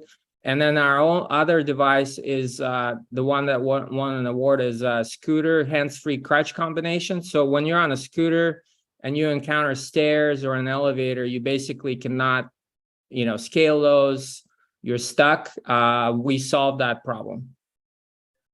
What is your revenue to date? And what's your MMR? We have no revenue. We're in 5 PT clinics, so we've had a half a dozen patients with very positive feedback so far, and we're on track to do just a few $1,000s of brace sales. But the main thing is the shoe and the scooter, which we're working with Source Boom and Launch Boom to manufacture and pre-sell through Kickstarter. One last question, and I'll turn it back over to Chris. How do you sell for the fact that your devices, how are you? It's FDA exempt, maybe. How are you getting FDA approval? And It's then FDA, these are FDA exempt, Class A FDA exempt devices. and so my second question is, how are you working with insurance companies? We're not with insurance companies. We're going directly to consumers and also through physical therapy clinics and osteoarthritic patients, orthopedic surgeons. Got it. Okay. Anything else real quick? Go ahead, Yeah. Chris. Yeah. So Fast. Large market. Got it. We're going to go over to your total addressable market, because I want to make crystal clear, and whatever investor you run into, this is a unique problem. People messing their ankles up. Rest in peace, Aaron Rodgers, all my fantasy football team. Sure. So out of 2 billion, Sure. within that 2 billion, what is your total addressable market, and how did you get that number? For example, there's a competitor out there called. That's not what I asked. Total addressable market. I know, but I don't know, but iWalk sells over $10 million, and they just have a hands-free crutch. So there is, Dr. Scholl's, there is UFOs. It's a pretty large market. I would say that it is in hundreds of millions of dollars for people that want. I used to be an ultra marathon runner in mountains. I think these shoes could also work really well for athletes in extreme conditions as well. Dar, we're gonna have to cut this off. Sorry, Chris. But meet No, Dar. I was just asking. Mark, Yeah. quick, Mark, Yeah. Mark, I want to tell Dar, please add me back on LinkedIn. I know a nonprofit that will help you get placement into special kids that may need you, especially in What's the name? Cleveland, where you'll be your at the name center doesn't- of the World Health. My can- name, I added you on LinkedIn. I'm Callie Tao. You will find me back. Okay, I Callie. just added. I Okay. want to help get your Meet in the prototype. chat, Callie, just because I got to move on. Chelsea, you are going to be up in a moment, but there's the one person we figured out who we had accidentally dropped. His name is James Hammett. And Say, Mark, Thank I you. want to jump in really quickly. I think I might have a fix to the dropping raised hand problem. Down under reactions, the little smiley face logo. Yeah. If you got your hand up, there's a selection called recognize hand gestures. Turn it off.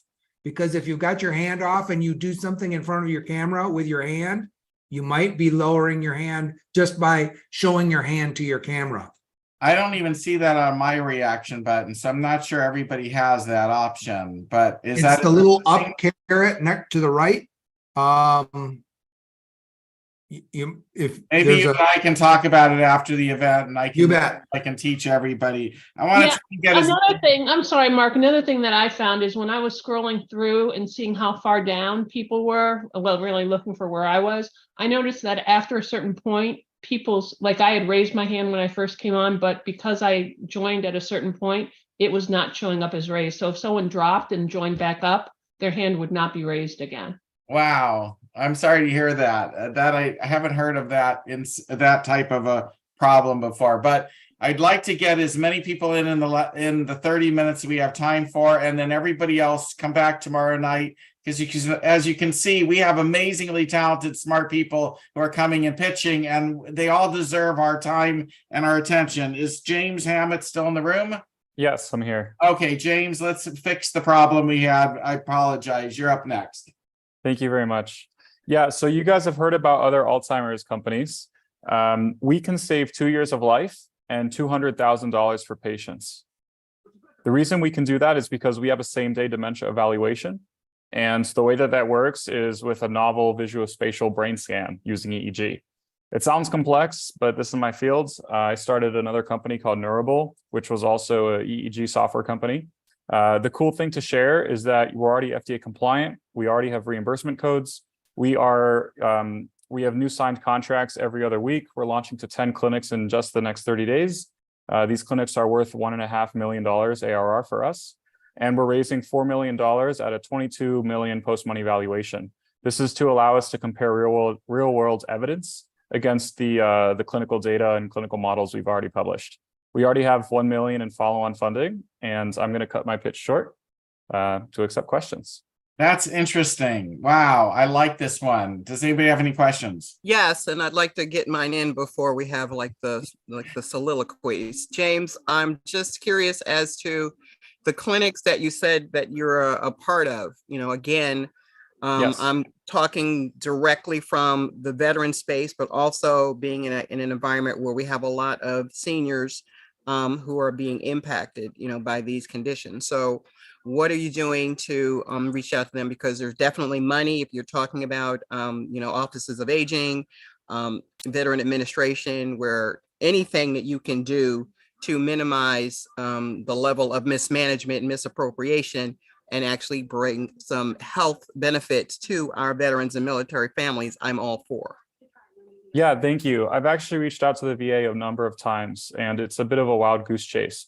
I applied to a number of programs through the VA that were recommended to me by people at the VA, and I never got any responses back. There was one called Greenlight, there was one called Lighthouse.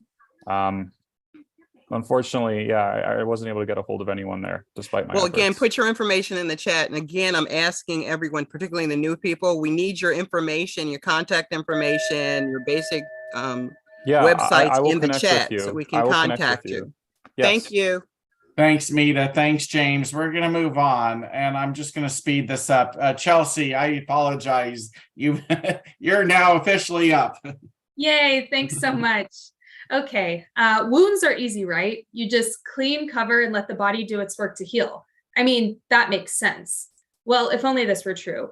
The world of wound care is anything but easy and predictable. Hi, my name is Chelsea Luxon, CEO and co-founder of Paranano Wound Care, and we are the smart wound care company. Medicare spends $96.8 billion a year on wound care, driven largely because of wound infections, which lead to negative patient outcomes, including sepsis, as we were discussing earlier. So why are these infections so expensive? Well, there's an enormous gap in the industry. There is no way to continuously monitor a wound for bacterial load and infection. Specifically, there's no way to look at a wound and know when it's gone from colonized to infected. Thankfully, Paranano has solved this problem with our BioZ Smart Bandage. The BioZ is a flexible, wearable nanofiber membrane, you can see it, that visually changes color from yellow to green when infection in a wound is detected. There are no wires, batteries, or device, and the simple color change is easy to interpret. If it turns green, that means go to the doctor. The BioZ provides continuous wound monitoring so that both patients and clinicians of any skill level can detect infection in any setting. This is truly smart wound care.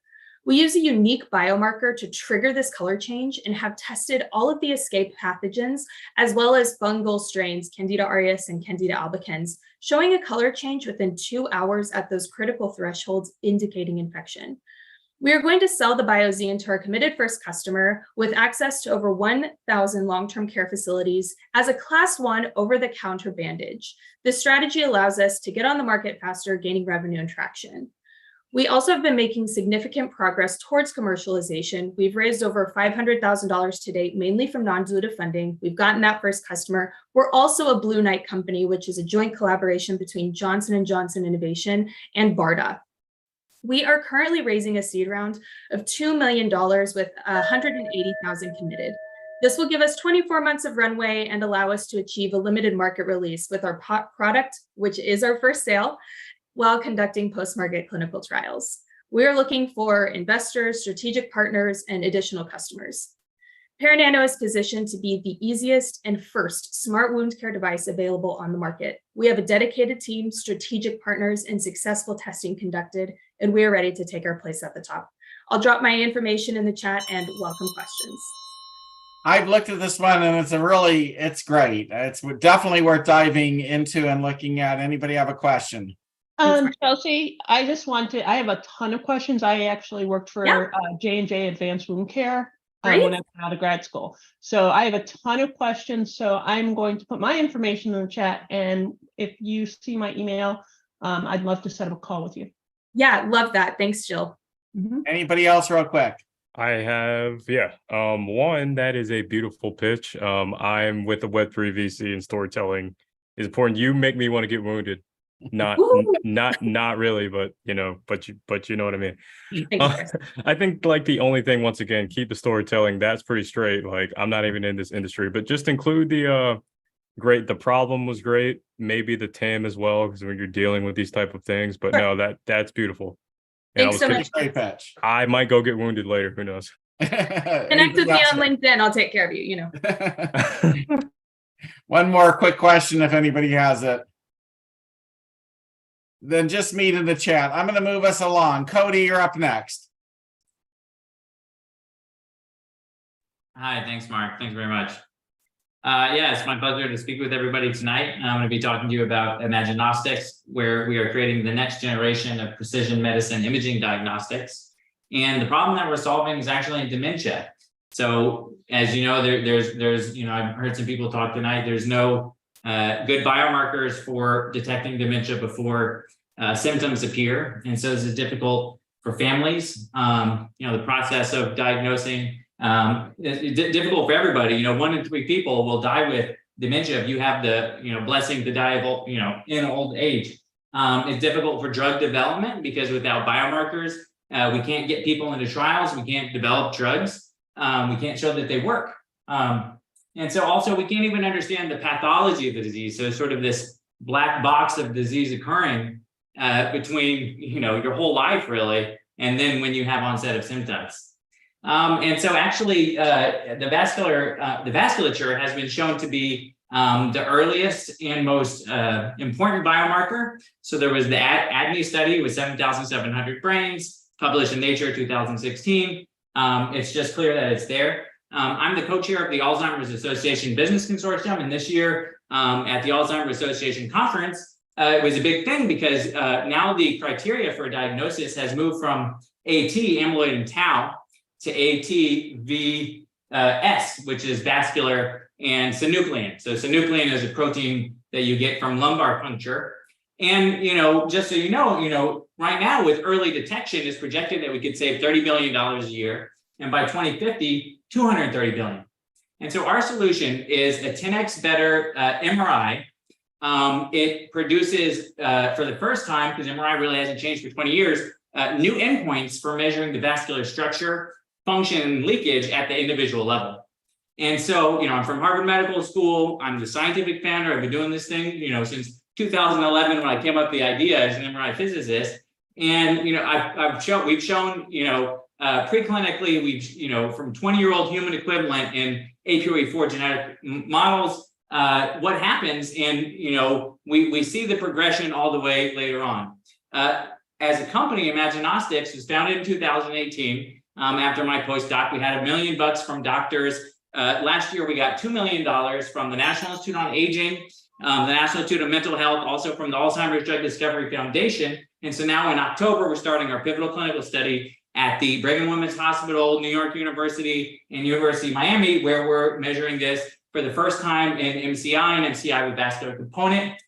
So we are raising $2.2 million for 10% of the company. We need your support. We have a lot of really cool things going on. I can't really talk about them here because it's just a limited amount of time. We got 6 patents, worldwide coverage, really incredible partners. We even have one partner, got a mutual NDA, I can't tell you, it's very exciting, a leader in precision diagnostics, and we're doing full body vascular mapping for early detection of disease. Nobody else can map the vasculature of the body. They just do these full body MRI scans. So we have so much value. The total addressable market's gigantic, more than 15 billion. So I'm just excited to be here with you guys, looking for some, financial champions who really care about this field, and I'll open it to questions. We're going to have time for maybe one question if anybody has a quick one. I let you go a little longer, Cody, because I really like what you're sharing with us. Anybody have a quick one? I got a suggestion. I don't have a question. Go. Great pitch, but that total addressable market, that's very, when you're getting into 15 billion, you're kind of dragging in the whole population of the world. So I would definitely. So sure, that's fine. But so in Alzheimer's disease, that's one part of it, right? But there's so many other things we could do. We could replace, the 20 million MRI scans in the US that are done every year with gadolinium. Gadolinium is toxic. People who have kidney disease, they can't even get these MRI scans. So when you look at the whole market for where we have value to add, that's what I'm talking about. But thank you. It's a big market. We know that. Cody, I really like what you're doing, but I'm going to move us along because I want to get a few more pitches in. And then just to all of you who are not going to make it into tonight's event and you still have your hand up, if your hand is up at the very end of the program, I will write all your names down and you can come back tomorrow night and you can pitch before we bring other people in to pitch. So it will benefit you if you stick around to the very end, if you want to pitch tomorrow night. Thank you, Cody. Ronald Murphy's up next. Hey, Mark, thank you very much. Just so many synergies here with other companies doing things in cancer imaging and other various modalities. It's just great to be here. Hi, everyone. My name's Ron Murphy, and I'm the CEO of Theromix. I've been part of a team that's developed 6 medical device technologies, successfully exited a majority of them, a few of them for over $100 million. And I realized the secret of doing this is being capital efficient and getting non-dilutive funding. At Theromix, we've developed, or Theromix actually has a product developed at Brown University where we repurpose an existing human protein into a gel that combines 2 cancer treatment modalities, image-guided thermal ablation and drugs. Thermal ablation uses energy from a needle to zap and kill cancer. It's an outpatient Band-Aid procedure, and we all know what chemo drugs do. They make you sick. So firstly, our gel enhances the movement of energy in tissue to make ablation zones 50% larger in half the time. But we can also combine drugs with our gel, inject the gel into a tumor, and then ablate the tumor with energy. This combination creates a 1-2 punch to mitigate tumor recurrence by combining 2 therapies without the side effects. The gel is considered a Class 2 medical device by the FDA. It's easy to manufacture with about $150 cost of goods, and our ASP is around $1,500, maintaining 80% gross margins. The total addressable market, if I'm going to get flamed by Chris, bring it on, Chris, is $20 billion, as our gel can be used for tumor treatment, drug delivery, and pain palliation. The company is raising $2 million in a convertible note, a coupon of 7.5%, and a conversion discount of 20%. It has a valuation cap of $7 million, and we've closed about 3/4 of the round. We have multiple public publications in peer-reviewed journals. We've won the best abstract in the Asian Tumor Ablation Conference in 2022. We have received $1 million in an NSF Phase 2 grant just this month, after previously receiving $250,000 in an NSF Phase 1 grant. We have signed collaboration agreements with a top pharma company where we're doing a collaboration study sponsored and paid for by them.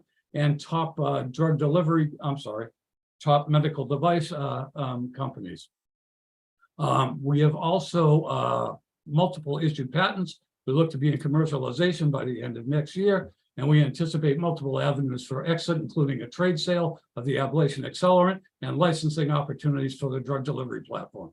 Please join Maroon Venture Partners, Beacon and Angels, StarMed Inc. as investors in our company, and I'd welcome any questions. It sounds great. You may have said it, I missed it. How many patents, or what's your patent portfolio? What's that about? We have 4 issued patents in the US, multiple patents issued OUS, Japan, Korea, and others. Anybody And multiple CIPs. Anybody else? Quick question. Yeah, so going back to the total addressable market, I just want to make this like a learning point for Yeah, you don't everybody. have to educate me, Chris. I've been No, there. no, because Yeah. everything was great. No, I'm just talking about for everybody here because everything was great enough. I work at Web3 VC. I've had to disqualify some people, but the size of the problem is not the total addressable market. Instead, so any of the techniques, but for anybody in here, right, we can quantify that as customer times price times whatever metric, because the reason being is when you get to the later stages, they're going to want to make sure that you know your go-to-market and distribution channels, in which at some point you definitely can run out. That's if why you you're look at SAM, if your TAM, addressable SAM, markets, and yeah, SOM. but addressable market is for your customer Okay. base. Let's For take this example, offline. I'm just going to walk through a quick example for but- everybody. No, I don't need it, Chris. We don't No. need. We don't have time for that example Okay. tonight, Chris. Okay. But I thought Ronald did a fantastic job. I really think that he nailed. Oh yeah, he did great. I'm So not. I don't want to leave any. I don't want him to think, or anybody in the room to think that Ronald didn't do a great job. By the way, Ronald, I'd like to see your deck. I don't know if you've sent it to me yet or not, but it sounds really fascinating. And I'm going to just move us along because I've got 10 minutes left before we're going to end tonight. And then everybody, please come back again tomorrow night if you like this kind of, listen to this type of content and want to get involved with these type of companies, some of which are amazing sounding. Barney, you're up next. You have to put your camera on, or we're going to move beyond you. Barney Stasher. I'm not seeing you or hearing you. So we're there we go. Barney's in the room. Now, a moment. So yeah, I just wanted to thank the opportunity to join this group, and it's, as the press presenter said, it's an amazing synergy of technical things being the healthcare market. I particularly work in some commercialization right now of patented GRAS technologies that are for anti-aging, but I just want to throw my hat in the ring if anybody wants to chat regarding go-to-market strategies, conversational, transactional help. That's what I'm here for. Just a friend of the group and an ambassador. So thank you, Mark. there you go, Barney. Thank you. We're gonna move on. Emily, you're up next. All right, hi everybody. So my name is Emily Michelle. I'm the CEO and co-founder of Flex Together. We are a virtual pulmonary rehab clinic that's radically expanding access for the 53 million chronic lung disease patients in this country. You probably haven't heard of pulmonary rehab. It's a really underserved service line. So less than 3% of folks who should be getting pulmonary rehab following an exacerbation actually get it. It has been shown to reduce mortality by 62%, reduces COPD readmissions, and all in all makes life better for the patient. What we're doing that's making it really accessible for the patient population is really bringing a rehab approach to the solution. So we have physical, speech, and occupational therapists that are able to see patients in a synchronous one-on-one telehealth session. We have enrolled in Medicare in 2 states and are enrolling in 2 more. And we really create a fun, interactive exercise program that includes Qigong, yoga, cardio, all taught by older adult instructors, because COPD, which is the largest lung disease, 10 million of those folks are over the age of 65. So again, trying to make exercise and pulmonary rehab really enjoyable and really be able to help patients meet their personal health goals, whether that's going on a walk around the park with their dog or not being able to have a pit stop when they go up the stairs in their house. Again, COPD is the largest lung disease. It happens when the air gets stuck getting out of the lungs, right? So you have this shortness of breath that really, really is scary. It has patients going to the hospital when they may or may not need to. So we're really there to reduce exacerbations, improve quality of life, and help people breathe strong. So I'll give the time back to the group, and I'm happy to answer any questions about pulmonary rehab or our solution. Any quickie questions? I'm real quick. This is close to Okay. my heart. I think that you did a really great job with your pitch. I have I'm also an asthma sufferer, and I do know that you probably have an expanding market with people with post-COVID. I wanted to know a little bit more, if you could share a little bit more about like how are you tracking improvements, and what are those metrics looking like so far? Yeah, I mean, so we of course use standard measures, the CAT score, MMRC. A lot of it is how patients feel. What pulmonary rehab is in the business of is in the patients of how patients feel, right? We're not necessarily moving the needle on, pulse ox, oxygen content. What pulmonary rehab does is it really helps you better effectively use the oxygen that's going into your body to be able to live better. And our program as well, not only are we measuring physical aspects of the disease, but also because we have speech language pathology, we're also addressing the cognitive challenges that come with desaturation for folks. So it's really patient specific, but again, utilizing existing pulmonary surveys. Can you talk a little bit about post-COVID folks as well, if you're tapping into that as well? Yeah, absolutely. So, that's 16 million folks already, and that's just an underestimate. It's unfortunately a growing space for us. But again, they suffer really similar symptoms as our COPD patients, right? You're having that shortness of breath. You're not able to get up the stairs. You're having a lot of cognitive decline in ways that you wouldn't like. So that's actually a program we're working with our physical, speech, and occupational team to actually make a totally new program to really be able to serve those patients. Obviously, they are younger, and so creating new content that is not filled necessarily by older adults, but really speaks to their needs, because here at Flex Together, we think just because it's a healthcare appointment doesn't mean it can't be fun, because exercise is hard enough to motivate even when you're not feeling incredibly short of breath. You mentioned your Medicaid. So what are kind of your unit economics and metrics right now? Yeah, I mean, so we bill for Medicare, and obviously people who are Medi and have supplemental insurance. We do have fee for service model. Again, depends on the patient. That's a 3-month program generally. $6,000 lifetime value for at least that first year. But again, happy to talk about it in more detail offline. Thank you. Okay. I just have a quick. Mita, go ahead. Emily, it was a great pitch. It's close to my heart. I have COPD. I'm a 9/11 first responder, and a lot of what you're modeling are the type of programs that they are actually doing in the New York area with regard to the World Trade Center health program. But I would think you would need to focus on attaching to those types of institutions or initiatives, and again, veteran population, burn pits, things of that nature. It really is an open market and potential, but it was a great pitch, and I wish you all the best of luck. Yeah, no, thank you for your service, and happy if there's any connection to those services. I think serving veterans would be something we'd love to do. Okay, so yes, I'm so sorry. Please, Mark, I'm doing a Flex for Foster Youth campaign. How great would it be to do a Flex Together campaign with you as well? I'm so for this. I love the happy hour theme that I'm trying to create, which is a non-alcoholic post-COVID related experience. Please add me. And yes, great job with your pitch. Thank you. We'll do. Okay, great. So we're going to have 2 more people pitch, and then everybody else is going to be in the queue for tomorrow night. And the 2 that is remaining is Nook Chin and Ron Hubscher. And the rest of you, please just hang in there for another few minutes, and we'll get you in our list for tomorrow if you'd like to pitch tomorrow night. I welcome everybody to come back tomorrow night. Nook, you're next.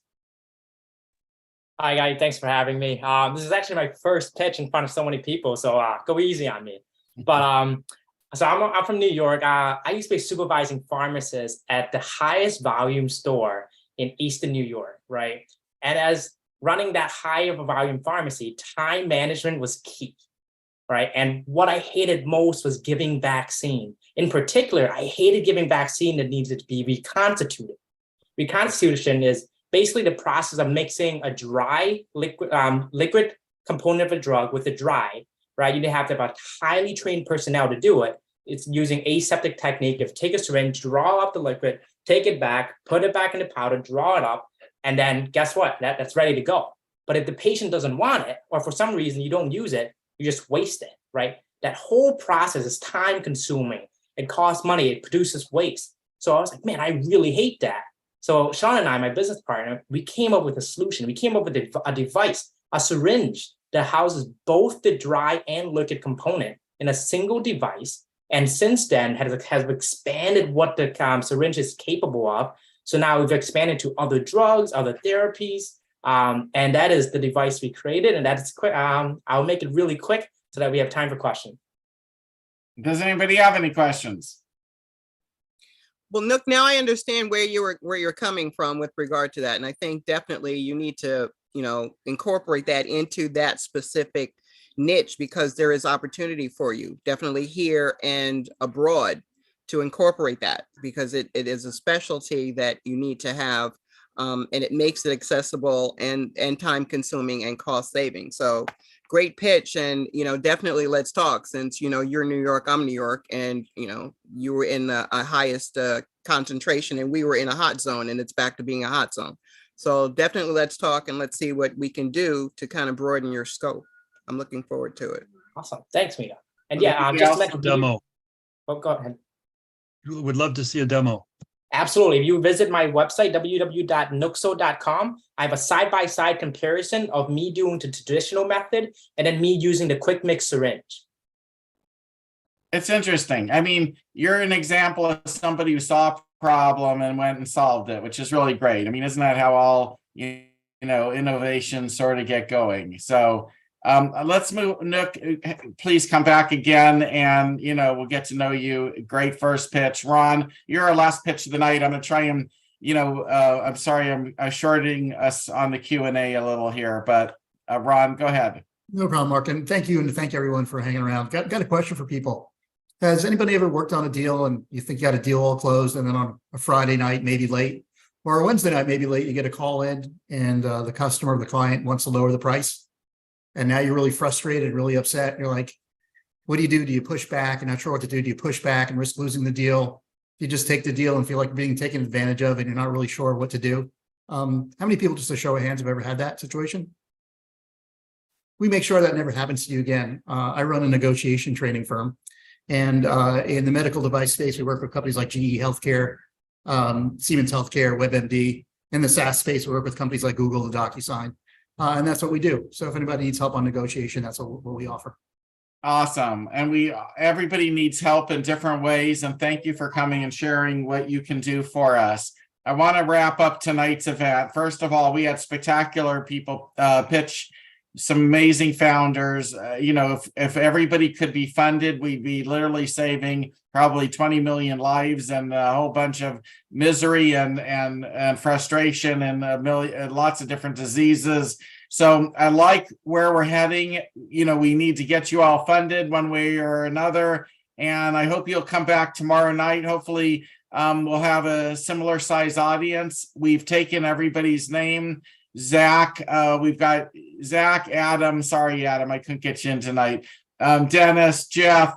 RX Predict. I'm really looking forward to your presentation. If you can come back tomorrow. I heard about you from a mutual friend who set you up. Tal, Breck, always great to see. Callie, again, great to have you in the community. Richard. Let's see, who else do we have here? We have Mathra. Oh yeah, I know you. Oh, that's great. And Michael, and then I don't know, Foster, if you still want to come back. And Michael Berman is the ones that I have on our list. And Mark, I'm not able to make sure everybody raise copies the chat. Make sure everybody copies the chat to get the information. Thank you. There's 3 dots at the bottom of the chat. That's your way to get it onto your computer if you would like that or need that. All of our events are at venturestarters.com. So you can sign up for tomorrow at venturestarters.com. If any of you would like to meet with or talk to me personally, my Calendly is at marknovember.com. If you want to email me, I'm at mark@venturestarters.com. Looking forward to a lot of very interesting programming and events for all of you to attend next month and even into the future months. And for those of you that would like to volunteer to help us grow our community by reaching out to your own connections and people that you know, you can coordinate all of those efforts with Rajiv, who's been kind enough to take on that role. I don't know if Luke was still in the room, but I want to thank Luke for taking on. Thank you, Luke, for helping us with our brand new group site on LinkedIn, the Venture Starters Group. Link has been with this community since the very beginning. He's the first of all of the people in our community, the one that convinced me to basically embark on this journey, which we're all on together. And yep, go ahead. I'm sorry. Yeah, I'm unable to raise my hand, and I think anybody after me is unable to. None of their hands are raised. Okay, so to my team, can we add Jill to that list? Was there anybody else that we somehow missed? Am I on the list, Mark? I don't know. I don't know. Who are you? Where are Zach. you? This is Zach. Oh, Zach, you're on the list. You're number one on the list. You actually, yeah, you sort of just missed it at the last second here.